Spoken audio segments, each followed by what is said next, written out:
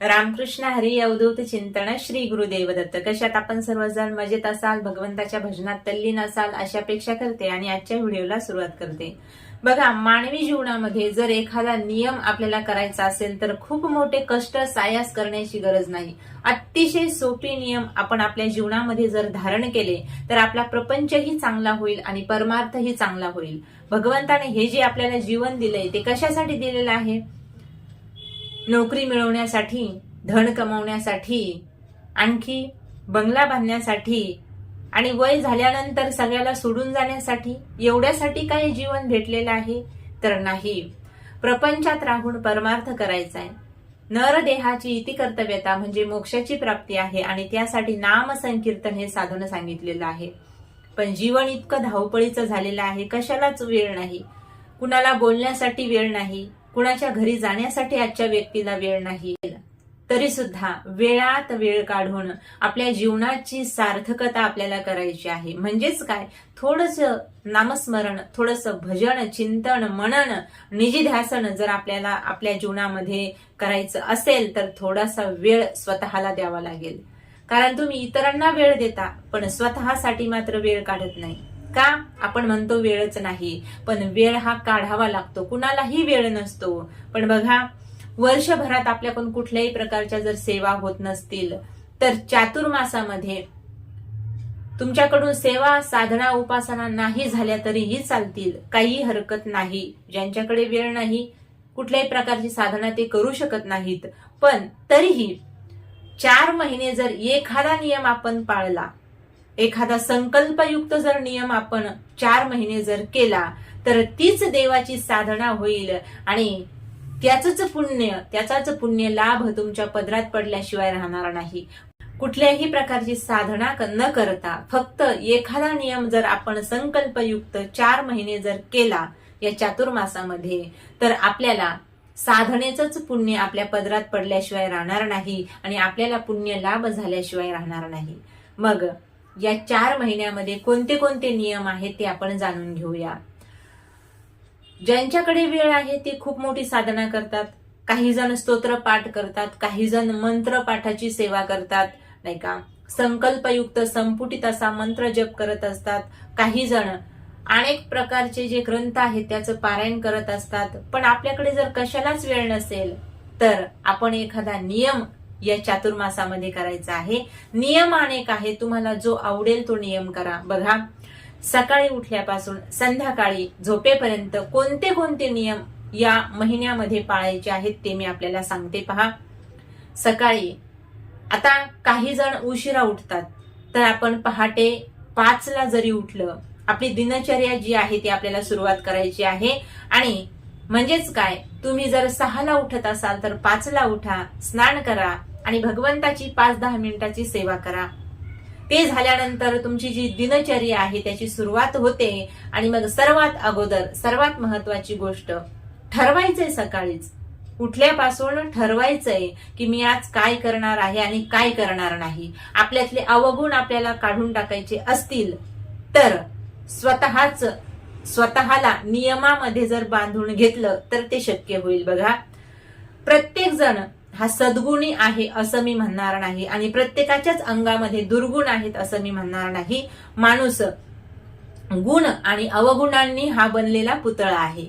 तर पहा, चांगलेही गुण व्यक्तीमध्ये असतात आणि वाईटही गुण व्यक्तीमध्ये असतात. मग आपल्यातले जे वाईट गुण आहेत ते आपल्याला काढून टाकायचे जर असतील तर आपण निश्चितच एखादा नियम करू शकता की मी आज दिवसभरामध्ये खोटं बोलणार नाही, कुणाच्याही धनाचा लोभ करणार नाही. बघा, सहजच आपल्याला जर आपल्यापेक्षा श्रीमंत व्यक्ती भेटला तर आपलं मन लगेच काय होतं तर आकर्षित होतं. कसं? त्याच्याकडे होत नाही तर त्याच्याकडे असलेल्या धनासाठी आपलं मन आकर्षित होतं. तर नियम घ्यायचा आहे आपल्याला की मी आज कुणाच्याही धनाकडे आकर्षित होणार नाही, कुणाच्याही बंगल्याकडे पाहून आकर्षित होणार नाही, कुणाच्या गाडीकडे पाहून आकर्षित होणार नाही. का? तर ही माणसाची प्रवृत्ती आहे. आपल्याकडे जे आहे आपण त्याच्यामध्ये समाधानी कधीच नसतो. दुसऱ्याकडे पाहून माणूस दुःखी होतो. आपल्याला भगवंताने सगळं काही दिलंय पण आपण इतरांकडे पाहिल्यानंतर स्वतःला दुःखी समजतो की आपल्याकडे काहीच नाही.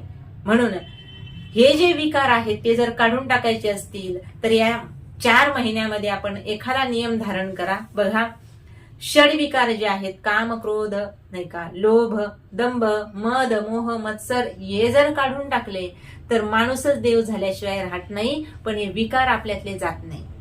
अंतकरणातील हे काम, क्रोध, लोभ का काढून टाकायचे आहेत, का कमी करायचे आहेत, ते पूर्णपणे निघून जाणार नाही. कारण जन्माला आलो होतो तेव्हाच ते आपण सोबत घेऊन आलेलो आहोत. काय तर आपलं कर्म. मग हे फक्त थोडा वेळ का होईना बाजूला जर गेले तर आपल्या मनामध्ये काय होईल तर सद्गुणांची जी पेरणी झालेली आहे ते जे सद्गुण आहेत वरती येतील आणि जे दुर्गुण आहेत ते दबून राहतील. म्हणून आता हे सगळं का करायचं आहे आपल्याला, यांना बाजूला का काढायचं आहे तर बघा, आपल्या जीवनात ज्या ज्या वेळी चांगल्या गोष्टी घडायची वेळ येते तेव्हा त्या गोष्टी घडत नाहीत. तर का घडत नाही, आपण इतरांची निंदा करतो, इतरांवर रागराग करतो, म्हणजेच क्रोध करतो, इतरांचा द्वेष करतो आणि यामुळे काय होतं, आपले जे चांगले कामं जे असतात ते अडकून राहतात. म्हणून आपल्या जीवनातील जर चांगले कामं, चांगले जे कार्य आहेत, आपल्याला यशस्वी होण्यासाठी जे आपण जे कर्तव्य करत असतो ते जर तुम्हाला चांगल्या पद्धतीने पार पाडावी असं वाटत असेल तर या गोष्टी आपण निश्चितच लक्षात घेतल्या पाहिजे. तर पहा, अतिशय सोपे उपाय आहेत. या 4 महिन्यामध्ये, चातुर्मासामध्ये आपण या षडविकारावर नियंत्रण आणण्याचा प्रयत्न नक्कीच केला पाहिजे. त्यानंतर आहे आहार. युक्त आहार विहार, नेम इंद्रियाशी सार, नसावी बासर, निद्रा बहुभाषण. संत सांगतात, काळ सारावा चिंतने, एकांतवाशी गंगा स्नाने, देवाच्या पूजने, प्रदक्षिणा तुळशीच्या. सुंदरसा महाराजांचा अभंग आहे पहा. माणसाचा आहार विहार कसा असला पाहिजे तर अगदी थोडक्यात असलं पाहिजे सगळं गोष्टी, नाही का. खूप बडबड करणारा व्यक्ती हे आपल्याला आवडत नाही. मितभाषी असलं पाहिजे माणसाने.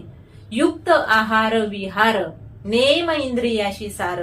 या शरीराला, या इंद्रियांना चांगल्या पद्धतीचं आपण जर वळण लावलं तर ते आपलं ऐकतात सुद्धा, नाहीतर आपण मनाचंच ऐकत राहिलो तर त्याचा काही फायदा होत नाही. म्हणून या 4 महिन्यामध्ये कांदा लसूण आपण जर वर्ज्य केला तर खूप मोठा बदल आपल्या जीवनात होईल. कारण हा जो आहार आहे तो तामसिक आहार समजला जातो. त्यानंतर मसूर डाळ ही सुद्धा आपण सोडायची आहे.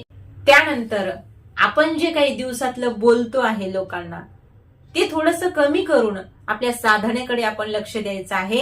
जेवढा आपल्याला 2-5 मिनिटाचा वेळ भेटला, तुमच्या आराध्य दैवताचं जर तुम्ही तेवढ्यामध्ये नामस्मरण केलं तर खूप मोठा लाभ आपल्या जीवनामध्ये झाल्याशिवाय राहत नाही.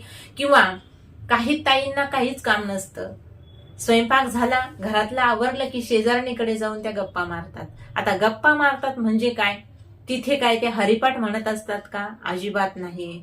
शेजारणीकडे जातात आणि याचं त्याचं धुणं धुत बसतात. म्हणजेच काय, याची त्याची निंदा करत बसतात.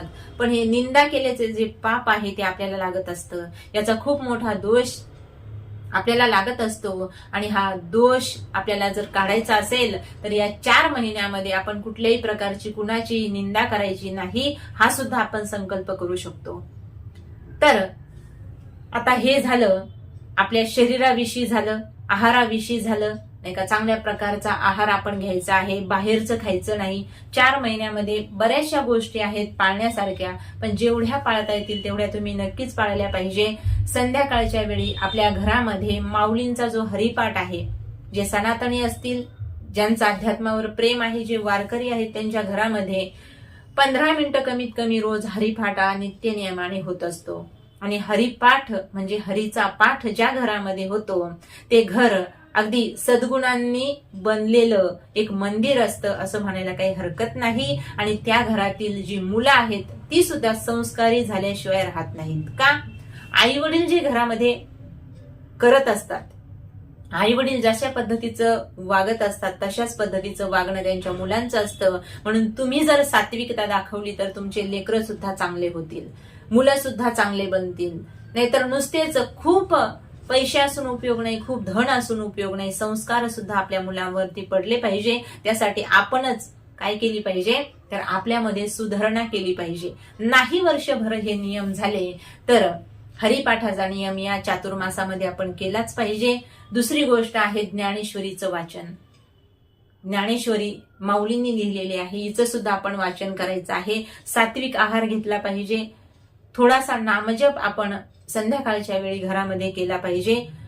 मुलांना सुद्धा वळण लागते आणि या 4 महिन्यामध्ये ही जी सेवा आहे नाही का, षडविकार काढायचे असतील तर तुम्ही अगदी संकल्प घेऊ शकता. कधीपासून?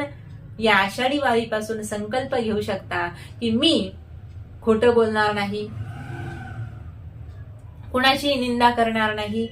तुमच्यातला जो वाईट गुण आहे तो जर तुम्ही या चातुर्मासामध्ये सोडला तर आपला एखादा वाईट गुण जर निघून गेला आणि त्या जागी एखादा चांगला गुण आपल्या हृदयामध्ये प्रविष्ट झाला तर आपलं कल्याण आपल्याच हातून होणार आहे. म्हणजे या चातुर्मासामध्ये नाही स्तोत्रपाठ मंत्रपाठ करता आला तरी चालेल, पण एखादा नियम करा, कुठलाही नियम करा आणि बघा तुमच्या जीवनामध्ये चांगल्या पद्धतीचा बदल झाल्याशिवाय राहणार नाही. रामकृष्ण हरी.